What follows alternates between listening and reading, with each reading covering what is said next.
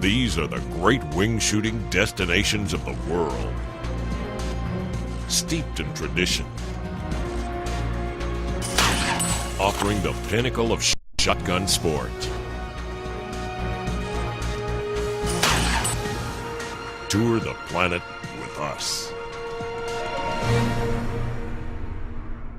Hi, I'm Chris Barther. Welcome to West Texas, a big country full of blue skies and blue quail.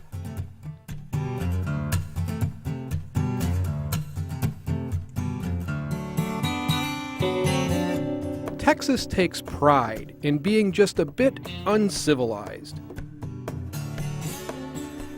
Most everywhere else in the wing shooting world, upland bird hunters are generally allowed to savor a bit more shut-eye. But in West Texas, even a quail hunter's day starts very early.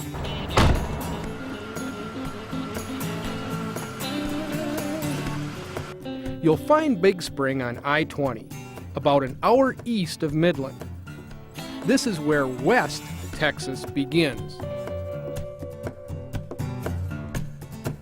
And it's where Chris Batha hooks up with local friend Bradley Bates. Good morning, Chris. Ready to get after it this morning? I certainly am. Bradley not only knows where to find coveys of blue quail, he knows how to start the day. When in West Texas, trust the natives to find the best places to eat. Wait till my leaves. After burritos at Pronto, Chris and Brad hit the road for an hour's drive south.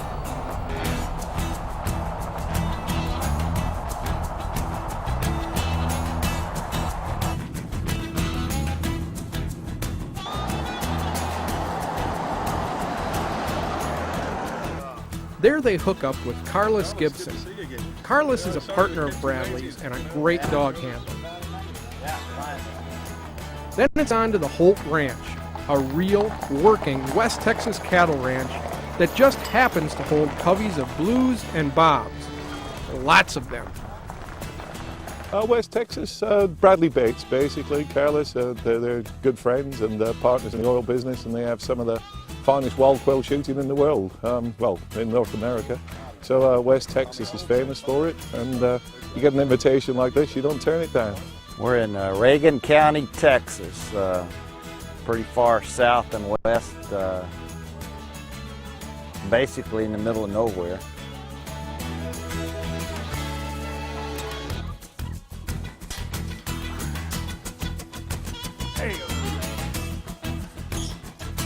This is a great place to bring Chris Batha. The shots will be long, the birds are wild, they've been chased by hawks and coyotes, and they're going to be quite a challenge today. It's going to be fun. We're going to be hunting mainly blue quail, which is quite a novel experience. They don't behave like bobwhites. The birds are taken at longer ranges. Being wild, they're hard flying, and something I'm really looking forward to. If you like to shoot, this is a real challenge, and I'm looking forward to that challenge. Let's go. It's starting to get warm already, man.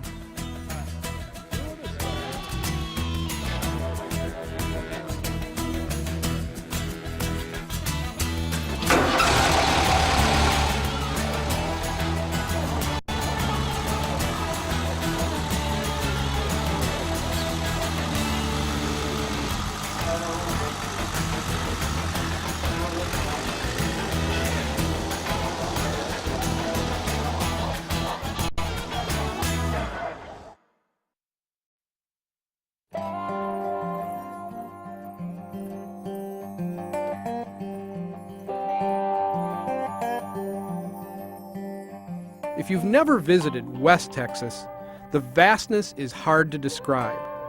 Miles and miles of ranch land dotted with sagebrush, cactus, and lots of quail. Carlos, what are you going to run? I think I'll run Dan. Okay, well, I'm going to run this little female Nell here. Chris Batha is hunting near the town of Big Lake, Texas, with local friend Bradley Bates and Dogman Supreme Carlos Gibson. We got the dogs out, we're all ready to go, we got the weather, got the land, let's go. Well, I guess when I started hunting many years ago, the game was to find a property with birds per acre. Well, a place with birds per acre cost a guy a lot of money to get on. Thought that perhaps birds per hour was more important than birds per acre. So this wide open country is cheaper to get on, and what I needed to do is figure out a way to cover more of it. So we've got a unique way of hunting out here with buggies and cover the country quick.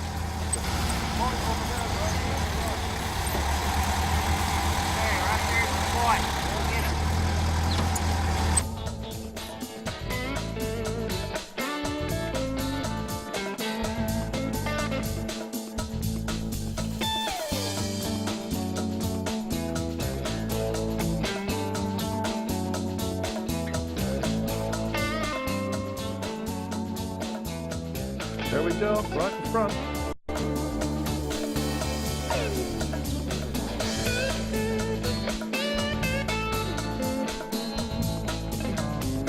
Move to you.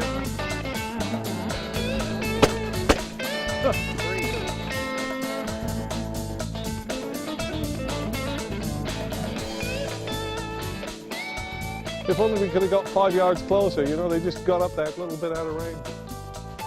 You know, those are 40-yard quail. They aren't supposed to do that.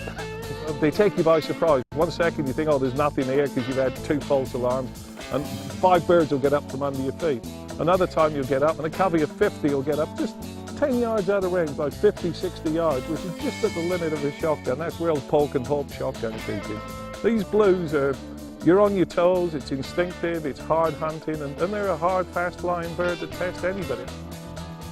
Bradley has shot this land for, I don't know, 30-something years, and he'll tell you, you know, if you can get your limit of quail, your limit of blues here in a day, you know, you've had a great day. They're one-a-season days.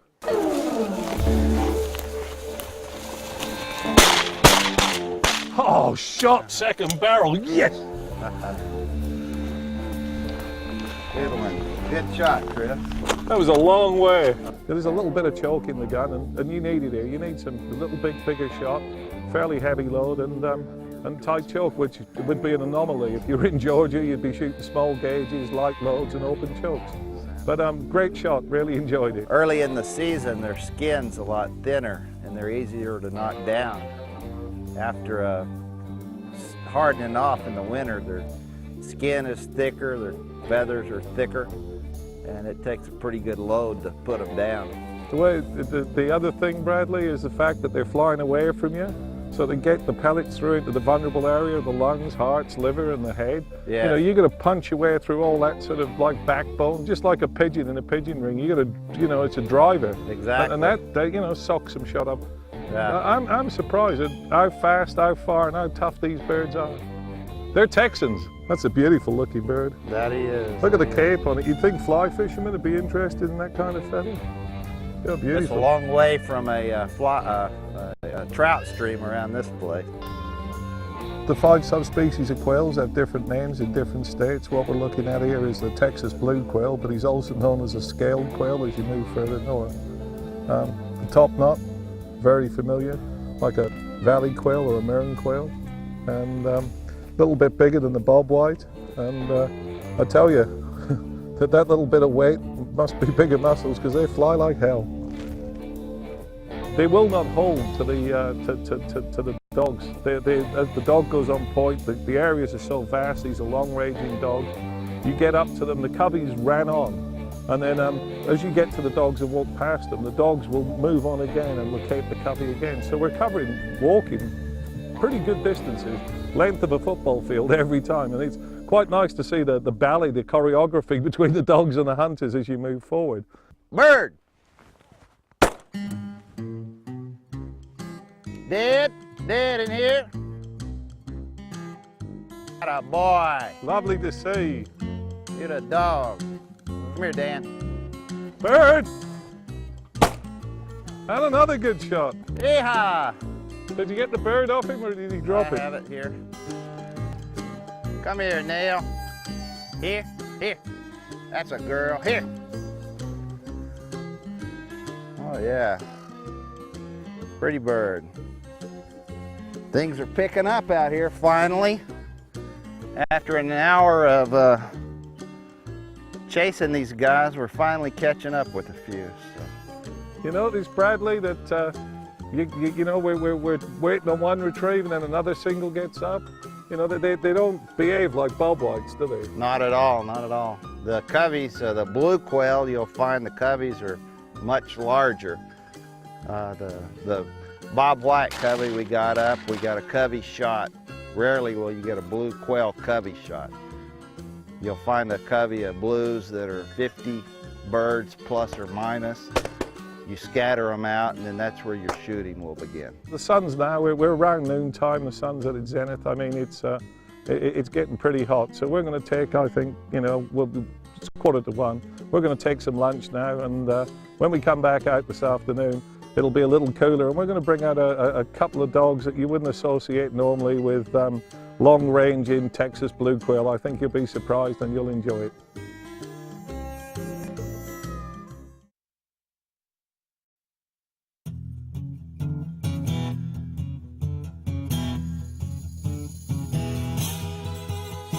West Texas can be uncivilized in its treatment of quail hunters. The terrain is endless stretches of ranch land, with plenty of things that prick, sting, or bite to watch out for.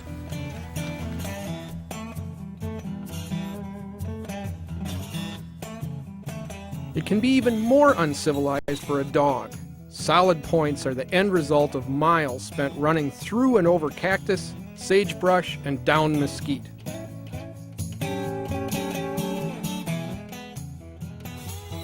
But when Chris Batha was invited on this West Texas adventure, Bradley Bates told him to expect the first team, the varsity, the very best in the field. And Bradley wasn't Texas bragging. Chris witnessed the very best. Very few people use bird dogs on blue quail. The tradition has been that bobwhite sit tighter and are more, well, civil. However, if you hunt blues where there's an abundance of grass like we have out here, this tobosa grass and little blue stem, you get the coveys busted up, then you can really get into some great dog work and bird shooting. To achieve this type of dog work requires months and months of training. And just to get them ready for a single turn in the field is a large task in itself. Even though they're big running dogs, I can communicate with them silently, and they understand me, they understand their limits quite well. There's not a lot of limits, but the limits that are critical, they understand where they are and not to cross them or daddy will come down on them. So dogs are capable of so much, and you try to put too much on them, then you'll have a dog that's thinking about its handler and not about scenting. You notice how dry it is out here. Dogs have to lock up with just a faint amount of scent, and it takes a great deal of concentration on that dog's part to notice that faint amount of scent. If he's thinking about, what am I doing wrong out here, when am I going to get my tail spanked, then it takes his concentration off of what he needs to be concentrating on. So you give them some slack, they get comfortable in that safe zone, and let them do their thing. They got the nose, I don't. I just set the limits, and they work within them, and everything's a heck of a lot of fun after that. After lunch, Tommy Holt kindly drove me around the ranch and explained some of the history and the management of the ranch. And I have to say that when you look at the wonderful grass and the habitat for the quail and the wonderful cattle and herds it got, the old ranch is a credit to him and his family and the hard work of generations that have gone into making it what it is today. My granddad put this ranch together, started early in the 1900s, and I grew up coming out here with him and was here all of my life, on and off, and went down through his generation and through my dad's, and I ended up getting it, putting it together and getting it bought from my grandparents. We've been real lucky that we've gotten some good rains lately, and the grass has really done good, and we've made a habitat for the quail that are just, it's unbelievable.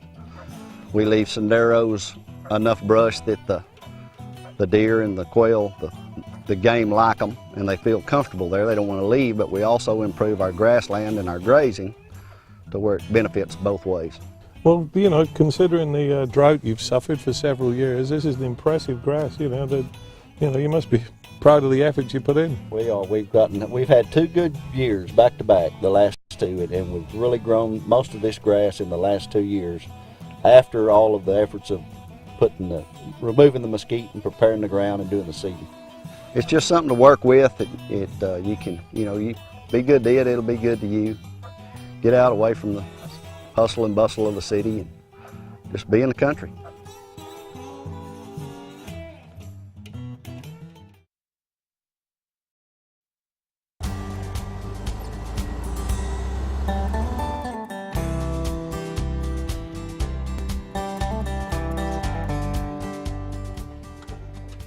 Promised you something different. Well, here we're going to work with some Brittany's this afternoon. We're going to walk up with them. They're a unique dog, Hunt Point Retrieve, popular in Europe and equally popular here in the USA. Now, Carlos Gibbons is going to collar the dogs up, and we're going to see if we can't find some quail over them and give you a different perspective on hunting quail in Texas. Just a little bit, and this is Dolly. Little bit and Dolly. Okay, Sounds like a country and western band.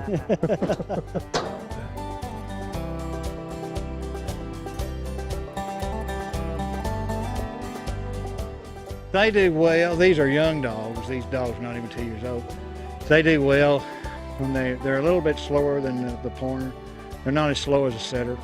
They come up, they're probably within a year you've got a dog that you can hunt with. And then at about 2 years, they're fine dogs. They point and retrieve, and it's just the amount of time you spend with them. But they're natural retrievers. They have that, and they're natural point. So it's just a matter of how much time you spend with them.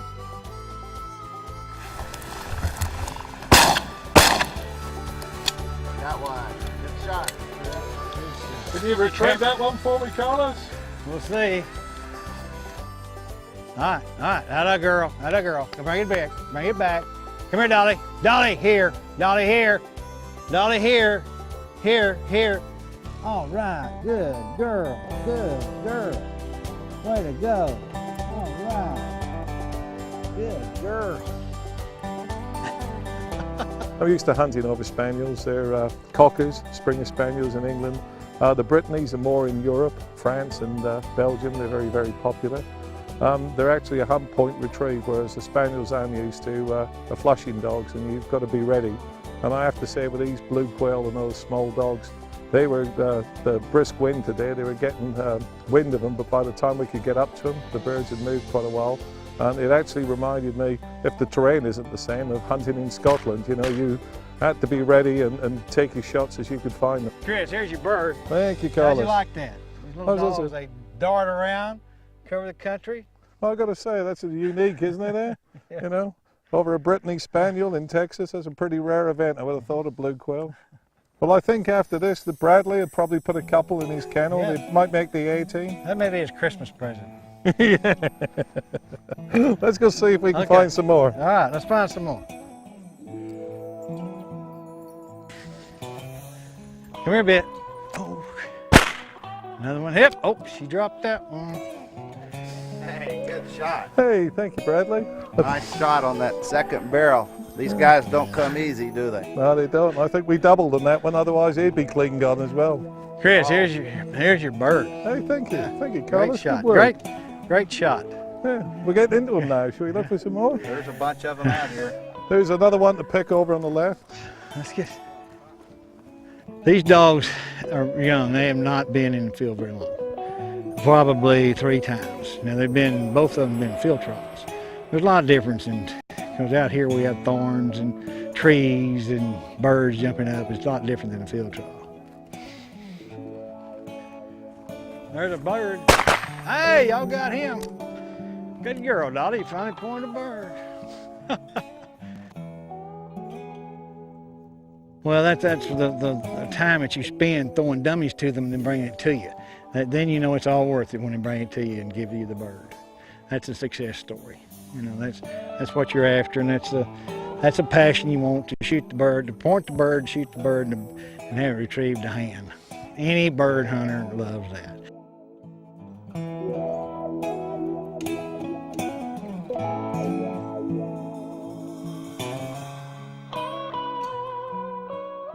This afternoon, after we'd put the Brittany's away and Carlos Gibson was so good to let me use them, I had the opportunity to go out with Brad again, and we sort of really struck lucky, and we had covey rise after covey rise, but it was tough going, a lot of walking again, but great shooting. It was a real great day.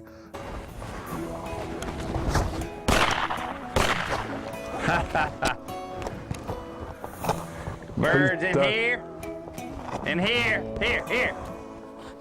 Okay. Good one. Hey, Let's good get one. some more. They fly so hard and fast. You've got a millisecond, and most of these birds are taking 30 yards out, maybe out 40 plus. And if you compare them to bobwhites, once again, in the south of Georgia and South Carolina states, I feel that most of those birds are shot in the 15 to 25 yard range. And it's amazing. I suppose it's the predators here, how much pressure they have from predators. You know, they're like Olympic athletes. They're getting so much exercise avoiding the predators. We're just a predator with a gun, and they're more than a match for us, I assure you.